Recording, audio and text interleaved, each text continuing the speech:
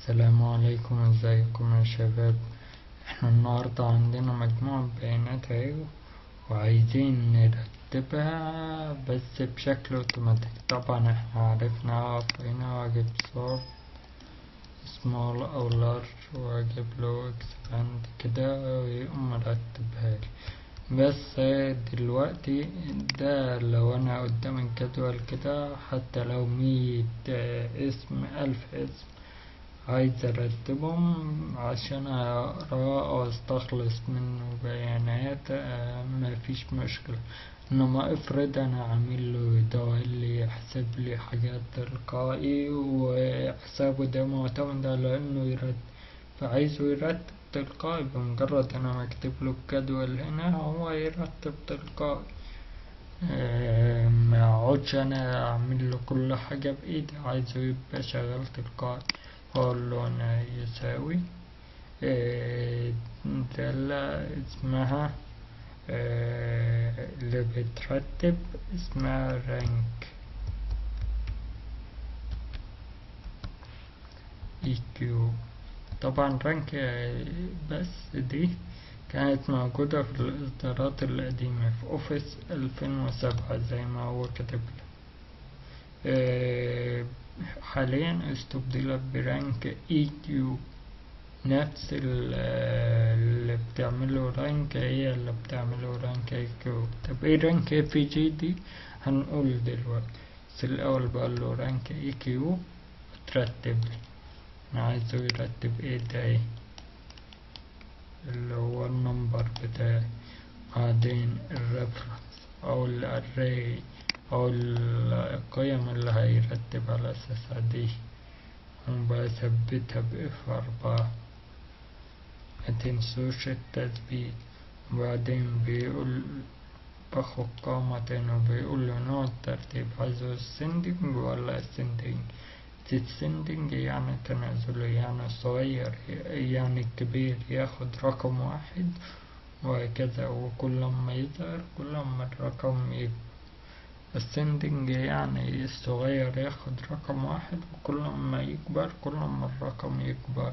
فأنا أقول له ascending اللي هي واحد، أقفل القوس وأقول له انت، فبيقول لي 1750 دي القيمة رقم 2 في الرواتب. فأروح سحب لتحت كده، فيطلع عندي الترتيب. أضيف واحد، ده أصغر حاجة 1650، بعدين اتنين ده 1750. طب صار عندي اتنين هنا مرتين علشان القيمتين متساويين. طب هنقول المشكلة دي حلها ازاي دلوقتي، بس خلينا الأول هنا 1700. كده صار دي 1800. كده بقى مفيش حاجة مكررة، فبقت 1 2 3 4. هنعرف حل مشكلة التكرار دي بعد كده دلوقتي يعني في الفيديو ده برضو. طب خلينا بقى نجيبها هنا، هناخدها بدل رانك EQ رانك الأول. بس طبعا نعرف انا بعد ما رتبتهم كده عايز بقى اخد نفس الجدول ده اكتبه هنا بس بالترتيب، بس برضه هو يكتبه له تلقائي. اروح حاطط الارقام معي 1 2 3 4 5 6 اهي، حاطط الارقام بس مترتبة. باجي هنا اقول له ده اللي هو الاسم الراتب الشيفت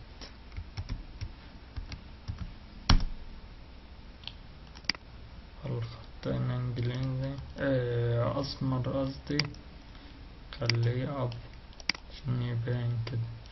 وبعدين اروح قايل له هنا الدالة اللي احنا عارفينها كلنا اللي هي دالة في لوك المعروفة. في لوك القيمة ده طبعا اثبتها له كعمود.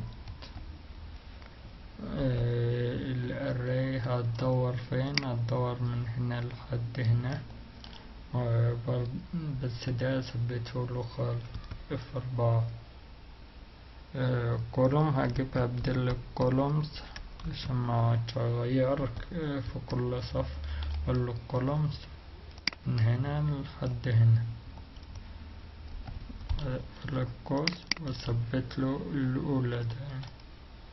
وبعدين اجي هنا واقول له الماتش فولت اللي هو اكزاكت ماتش، واقفل القوس. ادي اول اسم اللي قصاد واحد،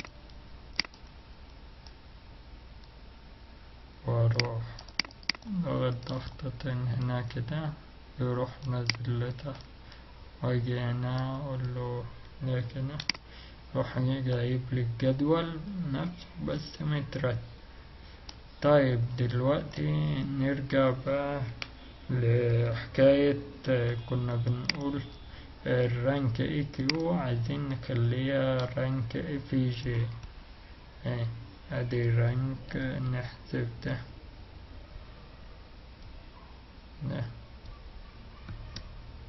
ادي رانك اف جي.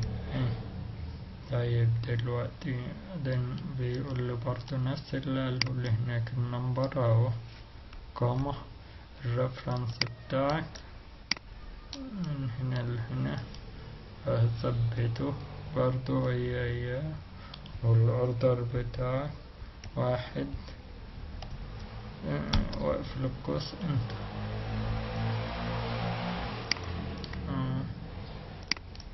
رحت تحت هي نفس القيم ما تغيرتش. طب ايه الفرق لو انا عملت دي شبه، يعني دي 1750 بقت دي 2.5 ودي 2.5.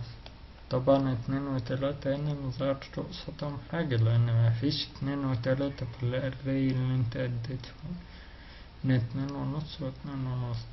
ده الرانك اف جي. لو انا عملتها لو انا سبتها رانك اي كيو كده تبقى دي 2 ومضغط ضغطتين، دي كمان 2 زيها، فهيجيب لي قصاد 2 في محمد عبد السلام. لكن 3 مفيش في الأري اللي اديتوني 3. طب ازاي اقدر اتغلب على المشكلة دي؟ بروح مدخل هنا insert عمود اللي هو تعديل قيمة الترتيب، اروح قايل له يساوي اف دالة اف. عايز اقول له بص على دي، شوف هالي موجودة قبلها، خلينا ناخدها عند المكررة دي. اقول له بيساوي اف لو كانت القيمة دي موجودة في القيمة اللي قبلها. طب واعرف ده ازاي؟ بقول له count اف هتعدلي هم دهم كده، نروح نثبت الفوق F4 عدلي دول.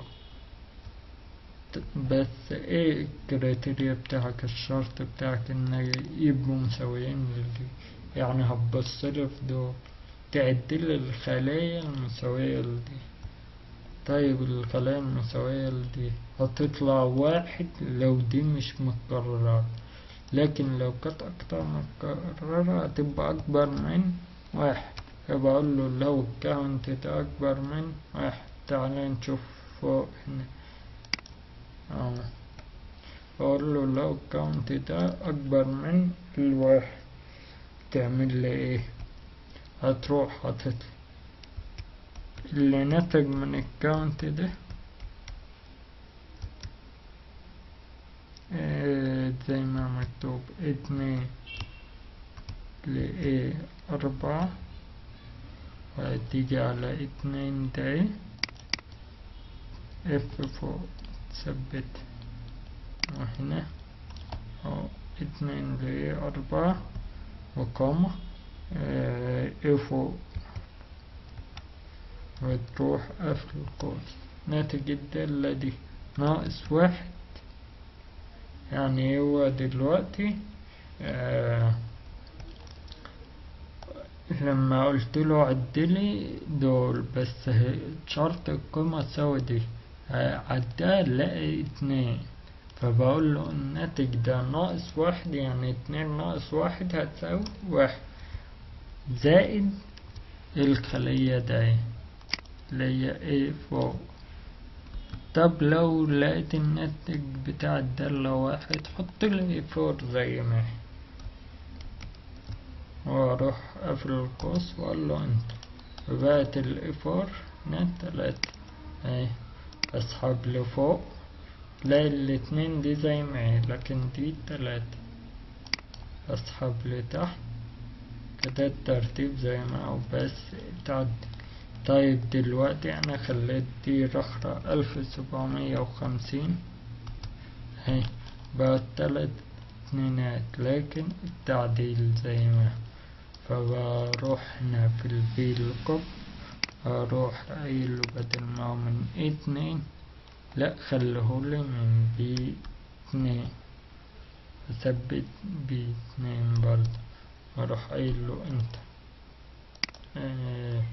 الكولومز كمان يتغير، يبقى من بادئ من B2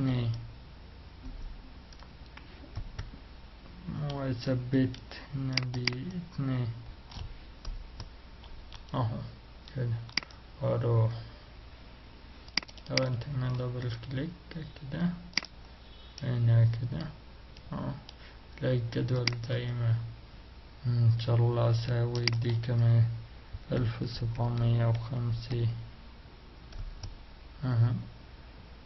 وخلاص بيجي الترتيب هنا بالشكل ده، لكن دي بتيجي تعدل الترتيب بيطلع مظبوط. لو انت بقى حطيت هنا الرانك اف جي، الرانك اف جي بتطلعهولك 2.5 هنا. ليه؟ في بعض التحليلات الإحصائية اللي بتقول أنا برتب القيم، بس لو طلع قيمتين ليهم نفس عينتين أو مقررتين ليهم نفس القيمة، بديهم الرتبة على الرتبة زائد نص. يعني لو طلع واحدة واخدة 2 واحدة واخدة 3 بس الاتنين دول قيمتهم متساويين، لا بكتب دي 2.5 ودي 2.5. الرانك بيجي محطوطة عشان التحليلات الإحصائية، مش دالة تقدر تستخدمها بشكل عملي يعني. اما الرانك كيو احنا عرفنا ازاي بتعملها وازاي بتصحح الترتيب كمان من الناتج منها.